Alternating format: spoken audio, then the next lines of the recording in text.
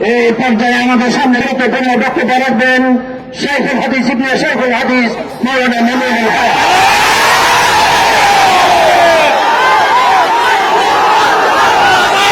আসসালামু আলাইকুম ওয়া রাহমাতুল্লাহ।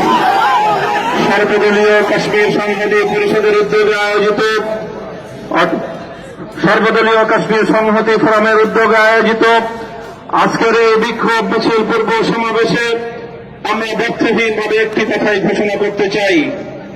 1947 সালে যখন ভারত পাকিস্তান বিভক্ত হয়েছিল, সেই সময়ে ভারতের নেতা, ভারতের প্রতিষ্ঠাতা নেহেরু, জওহরলাল নেহেরু কাশ্মীরি জনতার সঙ্গে প্রতিশ্রুতি দিয়েছিলেন গণভোটের মাধ্যমে কাশ্মীরের জনগণ যেটা চাইবে তাদের ইচ্ছা অনুসারে কাশ্মীরের ভাগ্য নির্ধারিত হবে।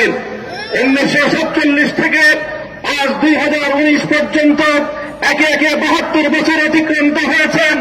পদ্মা, মেঘনা, যমুনার পানি অনেক দূর পর্যন্ত গড়িয়েছে। মধ্যখানে 370 এবং 35-এর এ ধারার মাধ্যমে কাশ্মীরি জনতাকে প্রণোদনা দেওয়ার চেষ্টা করা হয়েছে। সবকিছুর পর আজকে গুজরাটের কসাই কাশ্মীরি জনতার রক্ত নিয়ে নতুন করে হোলি খেলতে শুরু করেছে। উন্নত মুসলিমের পরিচয়ের উপর দিয়ে কাশ্মীর সেই গুজরাটের কসাইদের বিপর্যয় আঘাত চলবে, তখন 16 কোটি মুসলমানের এই বাংলার মুসলমান জনতাকে ভারতের আভ্যন্তরীণ বিষয় বলে তাদেরকে নিয়ে নিস্তব্ধ করে দেওয়ার পায়তারা বরদাস্ত করা হবে না।